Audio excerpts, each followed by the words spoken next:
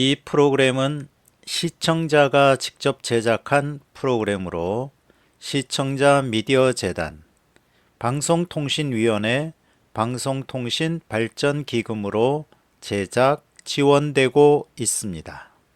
여기는 수원 공동체 라디오. 지금은 김덕년의 행복한 학교 이야기.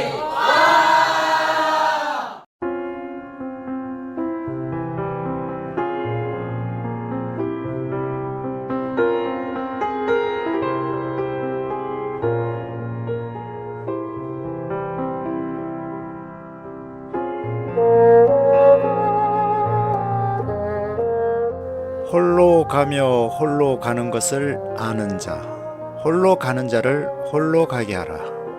오직 그가 가는 방향이 길이었다. 소설 범도에 이런 문장이 나옵니다. 홀로 가지만 그가 가는 방향이 길이라는 말.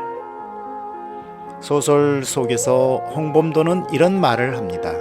없는 차이를 만들지 마시오. 경고였다.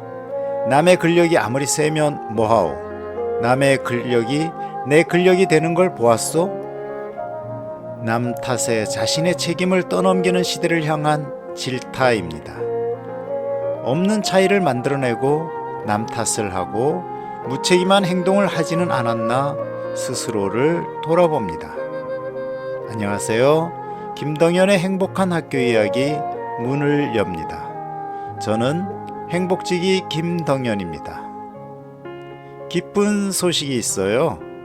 우리 프로그램이 수원 공동체 라디오 1주년을 맞아 장수상을 수상했네요. 가장 오래 한 주도 빠지지 않고 방송했다고 주시는 상이네요. 스테이시 테디베어로 시작합니다.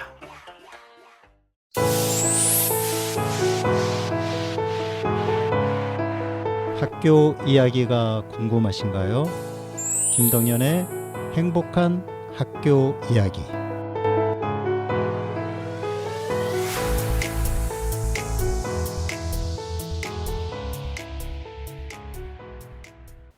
자, 1교시입니다. 오늘은 혁신학교 졸업생 이야기를 준비하셨다고 하네요. 차원 기자님 연결하겠습니다. 혁신학교 아이들.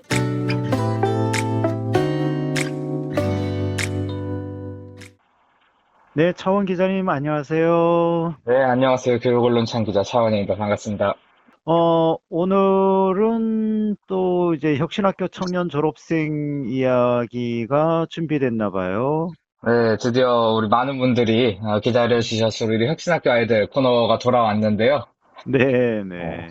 어떤 분이죠? 네, 오늘 소개할 친구는 강원도 원주시에 위치한 북원중학교를 졸업한 황예희 졸업생입니다. 이 아, 북원중학교, 네, 중학교네요. 예, 중학교입니다. 네. 네네.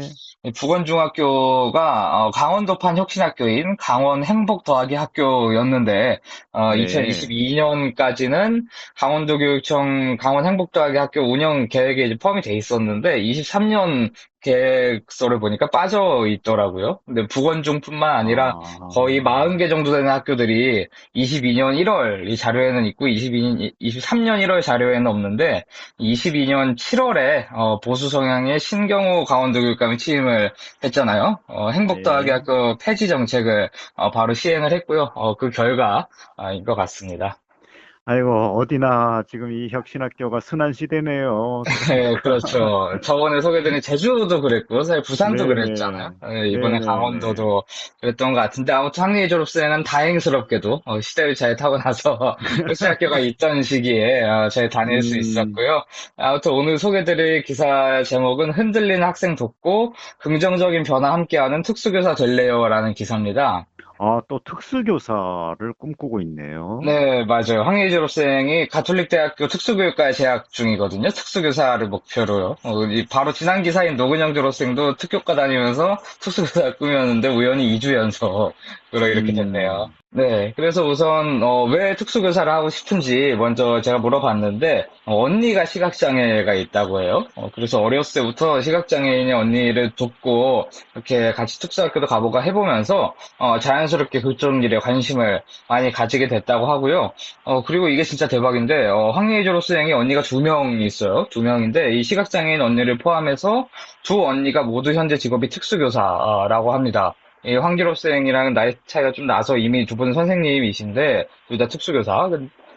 그러면 이제 황희 졸업생이 임용에 합격을 한다면, 세 자매가 모두 특수교사가 되는 셈 아닙니까? 이건 아직 언론에 한 번도 나온 적이 없는 스토리인데, 나중에 임용 붙으면 바로 알려달라고 제가, 얘기를 했어요. 제가 제일 먼저 쓰려고.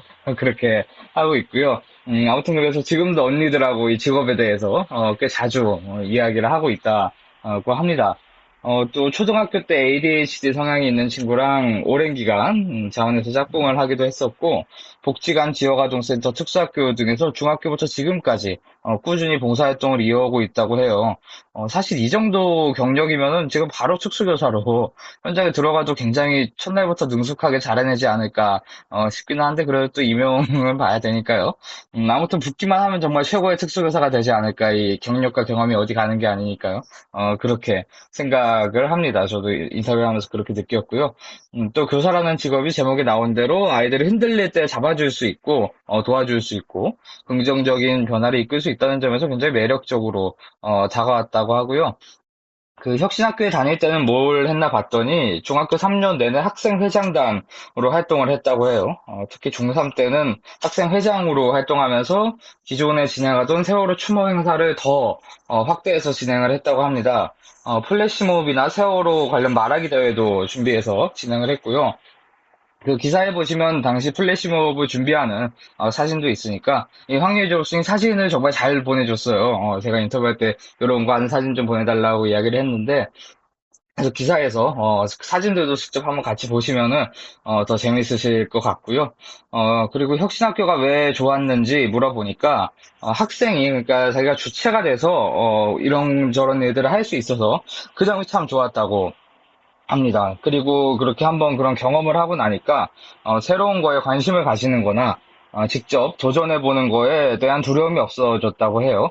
자신감이 생긴 거죠. 당당한 민주시민으로 잘 성장을 한 셈인데 이런 게 또 우리 혁신학교의 중요한 가치가 아닌가 싶습니다.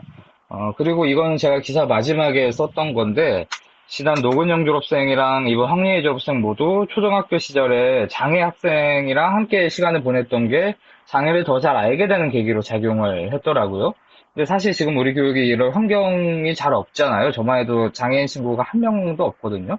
학교 다닐 때 만날 일 자체가 사실 잘 없기도 했고, 이러면 장애에 대해서, 우리가 장애인에 대해서 배타적이 되거나, 혹은 아예 시혜적인 시선을 가지게 되기가 무척 쉬운 환경이라고 할 수 있죠. 주변에 없으니까요. 어떻게 다뤄도 상관없는 존재가 되는 거죠. 그래서 이 통합교육, 통합사회의 중요성을 또 한번 생각을 해봤고요. 네, 오늘 이야기는 이 정도까지 하도록 하겠습니다. 네, 감사합니다. 예. 어때요? 이런 얘기 혹시 있었나요? 지금 이제 중학교 때는 혁신학교, 그러니까 네. 강원도에서는 행복더하기학교, 음. 였는데, 음. 고등학교는 그러면 혁신학교가 아니었을 가능성이 높거든요. 네, 어, 혁신학교가 아닌 고등학교로 갔다고 하는데요. 네네. 그래서 그 과정에서 좀 차이를 많이 느꼈다고 해요. 오, 담당 선생님은 학교혁신교육이나 이런 것, 학생들 자치나 참여에 꽤 관심이 많은 선생님이 계셨는데도 불구하고 그런 제도적인 시스템이나 그런 것들이 없다 음. 보니까, 좀 이렇게 많이 부딪히고 실망하는 순간들이 좀 많이 있었다고 합니다. 아, 네. 그 혁신학교라는 어떤 역할, 사회적인 역할이 분명히 있는데, 왜 자꾸 없애려고 하는지 모르겠네요. 네, 그 역할에 동의하지 않으시는 분들이 아무래도 좀 많으신 것 같습니다. 네. 네. 오늘 선곡이 기대됩니다. 오늘 네. 선곡은 뭐 어떤 곡인가요? 오늘 선곡은 비고션의 빛 골랐고요. 비고션은 대한민국 최초의 청각장애인 아이돌입니다. 아, 멤버 청각 3명, 장애인요? 네, 맞습니다. 멤버 3명이 전원 청각장애인이고요. 저는 네. 잘 상상이 안 되는데 음. 노래를 하잖아요. 네, 맞습니다. 그래서 이 빛이라는 곡 먼저 소개드리면 그 올해 4월에 나온 싱글 1집 데뷔곡이고 그 H.O.T의 대표곡이죠, 빛은. 그거를 음, 리메이크한 곡이고 말씀해주신 대로 어려움이 있다 보니까 이 스스로의 목소리를 듣거나 정확한 피칭을 잡을 수 없는 그런 한계가 있거든요. 그래서 이 멤버들의 목소리 데이터를 AI가 딥러닝을 한 다음에 가이드 보컬의 가창법 위에 음색을 덮는 방식으로 음원을 만들었다고 음반의 설명이 그렇게 써 있습니다. 이거 또 저희들한테 또 새로운 세계를 또 열어주는 그러한 네, 노래인 것 같습니다. 네, 그리고, 딥오션의 네, 네, 빛이군요. 빛이시고요. 네, 특별히 네네. 좀 신경 써서 들어보셨으면 좋겠는 게 그 멤버들 자신의 이야기를 담은 랩 파트가 기존 곡에는 없었는데 여기 또 새로 들어갔어요. 그래서 그 부분도 어, 한번 들어보시면 좋을 것 같습니다.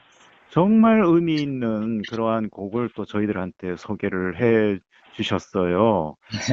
감사드리고요. 매번 이렇게 탁월한 선곡을 해 주셔서 너무나도 고맙습니다. 네, 오늘 수고 많으셨습니다. 네, 고맙습니다.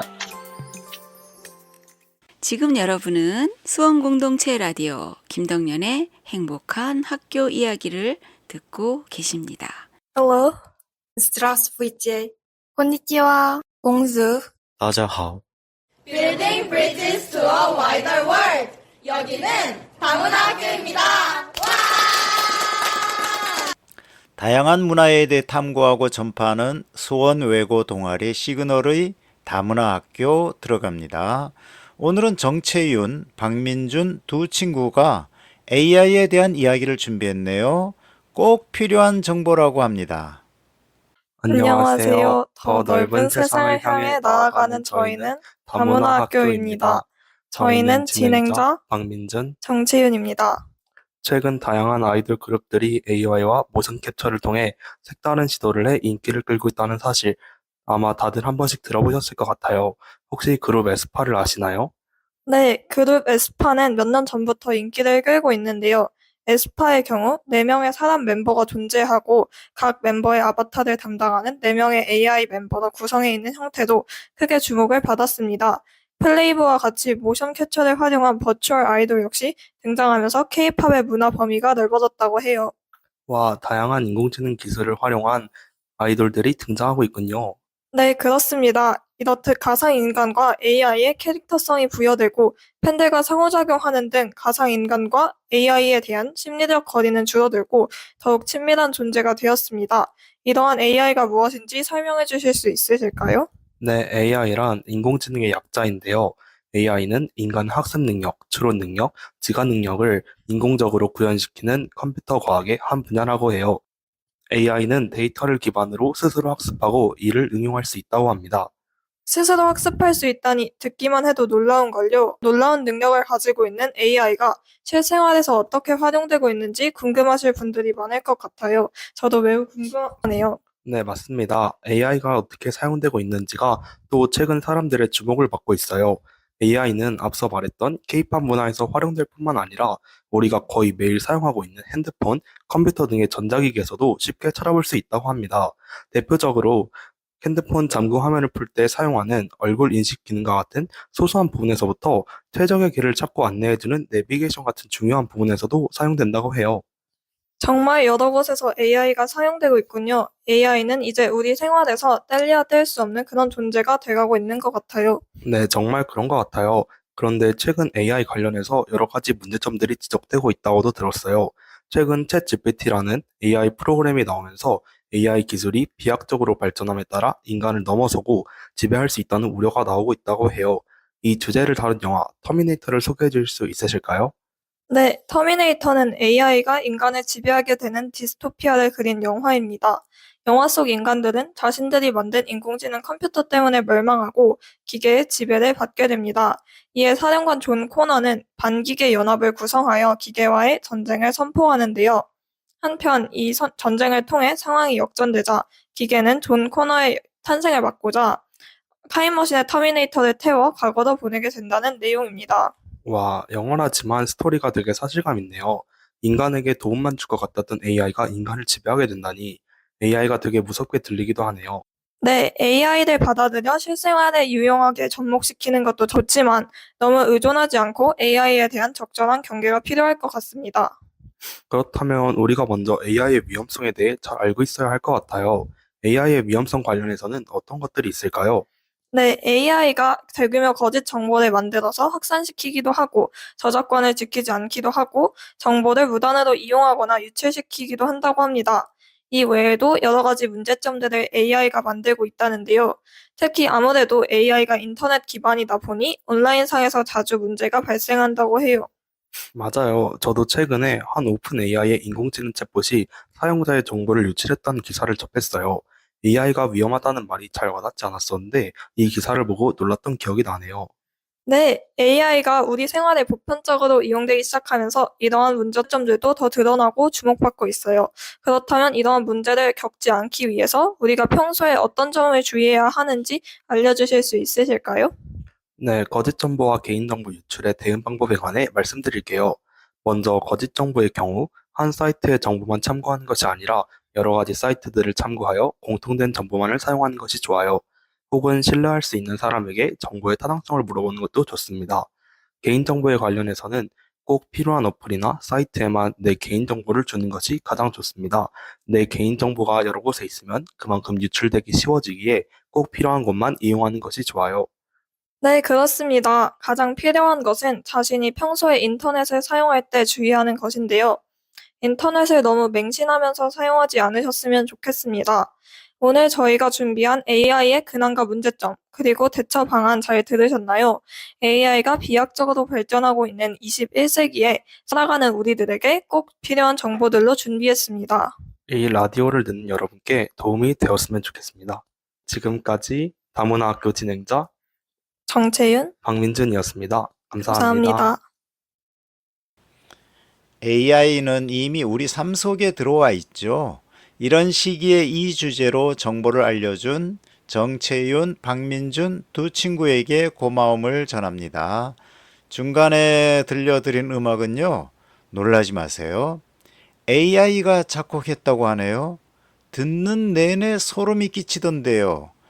발화라는 분이 작사한 내용을 생성형 AI로 작곡했다네요. 하여튼 놀라운 세상입니다. 학교와 영화.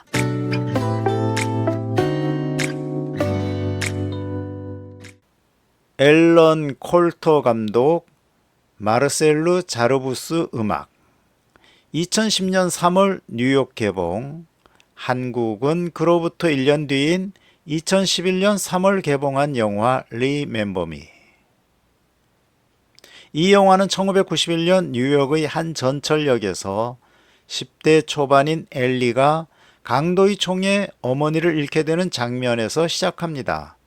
혼자 플랫폼에 남겨진 엘리를 경찰이 찾아오고 강력계 형사로 근무하던 아버지인 닐이 그곳으로 찾아와 사고를 수습함과 동시에 두려움과 슬픔에 떠는 딸을 품에 품고 플랫폼을 내려갑니다. OST 첫 곡은 오프닝입니다. 그로부터 10년 뒤 엘리는 아버지와 함께 살면서 뉴욕 대학교에 다니고 있습니다.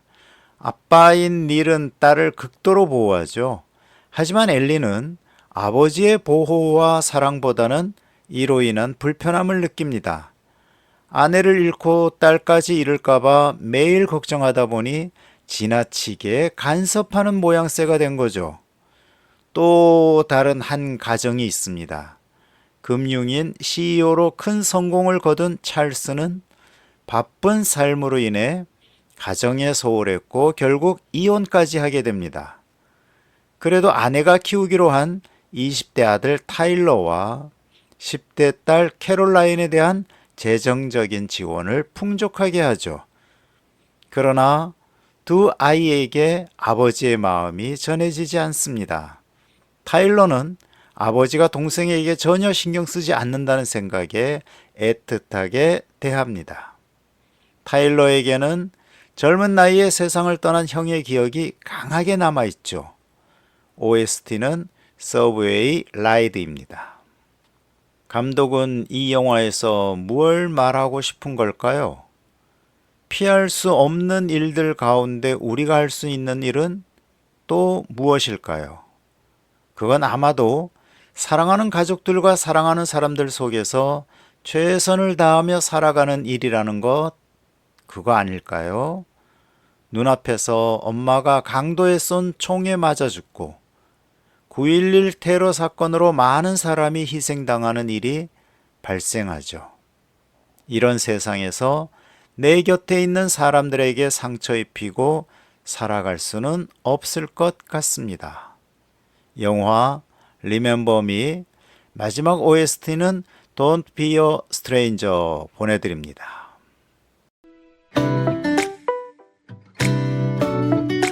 교육 도서관.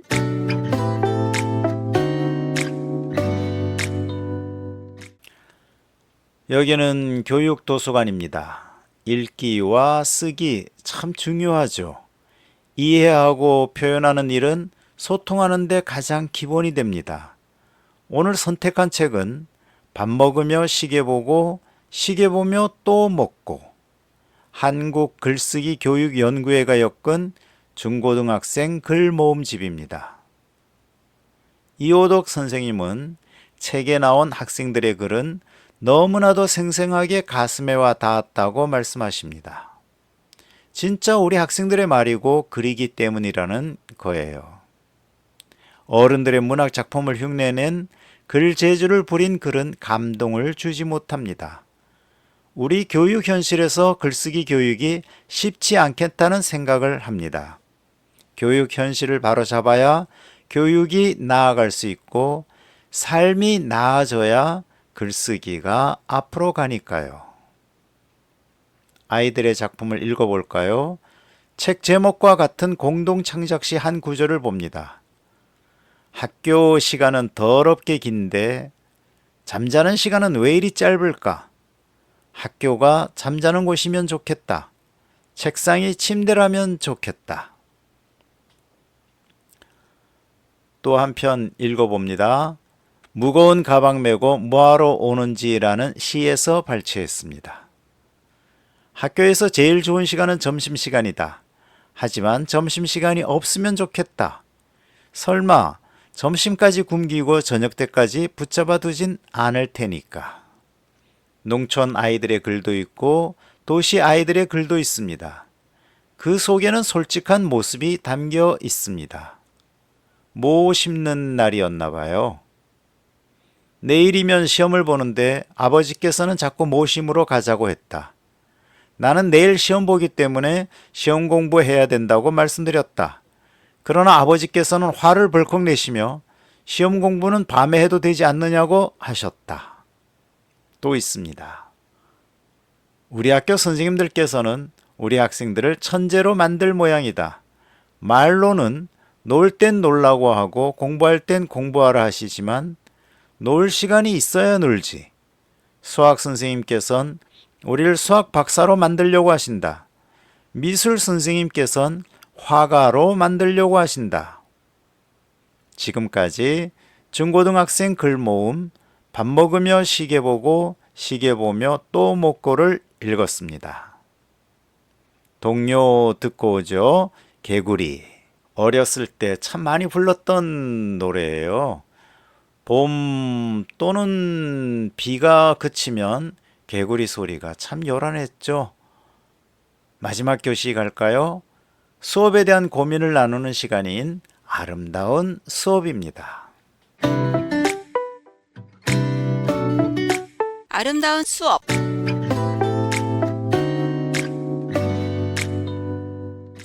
세상의 모든 수업은 아름답습니다.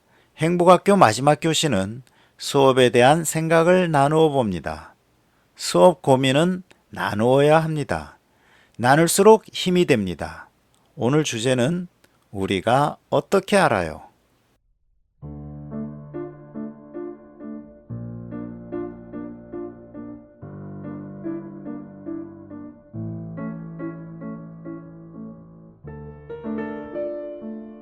초임 시절 이야기입니다. 솜털 겨우 벗어난 아기 시절이지만 고3 수업을 담당했습니다. 당시만 해도 고3은 경력자들에게 우선 배정되던 시기였죠. 교과목은 고전문학. 어느 누구도 고3 고전문학을 맡지 않으려다 보니 저에게 온 것 같습니다.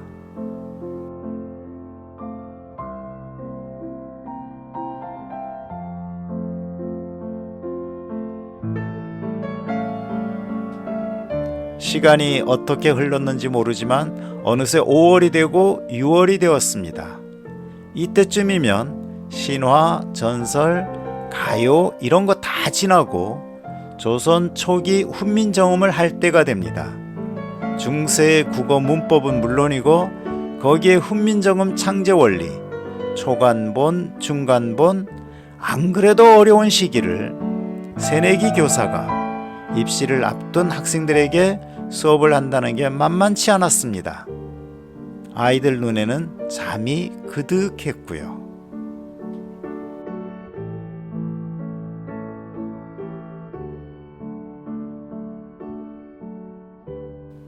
우리가 어떻게 알아요? 잘못 들었나 했지요. 학생 하나가 고개를 똑바로 들고 저를 바라보고 있더군요. 그걸 우리가 어떻게 알아요? 그 친구는 또박또박 다시 말했습니다. 교실을 채운 잠 기운은 이미 거쳤습니다. 다른 학생들은 흥미롭게 관전하고 있고요. 아마도 책에 적힌 그대로 설명하고는 버릇처럼 다 알지? 이렇게 말했나 봅니다.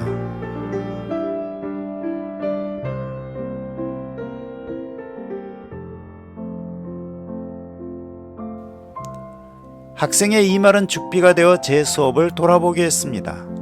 그동안 저는 수업 시간에 대학에서 교수들이 했던 말을 그대로 옮기고 있었던 거예요. 거기에 온갖 참고서를 찾아 그 모든 걸 덧붙여 설명했지요. 그러니 제 지도하는 온통 잡동사니 이론들이 한데 어울려 까맣게 먹칠되었고 나도 제대로 이해하지 못하니 아이들은 더 혼란스러웠죠. 칠판에는 무언가 알지 못하는 단어가 가득했고 덩달아 학생들 책도 새까맣게 되었던 거예요. 그게 잘한다고 생각했어요. 한때 국어 참고서는 온갖 이론의 자투리를 끌어모아 색깔까지 바꾸어 설명하고 또 그걸 평가 문제로 내놓았죠. 당연히 참고서 두께는 엄청 두꺼웠고요. 당시부터 유행한 EBS 강좌는 어땠고요? 그놈의 돼지꼬리 땡이야를 잘하는 수업으로 알고 교실에서 흉내냈으니 말이죠.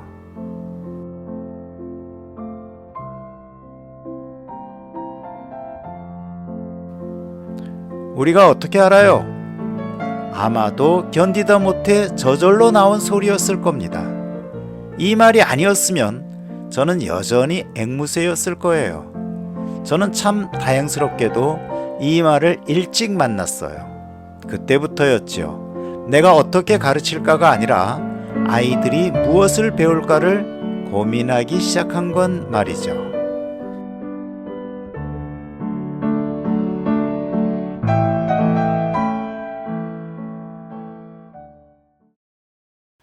음악 한 곡 듣고 오겠습니다. 스탠딩 에그의 29 보내드립니다.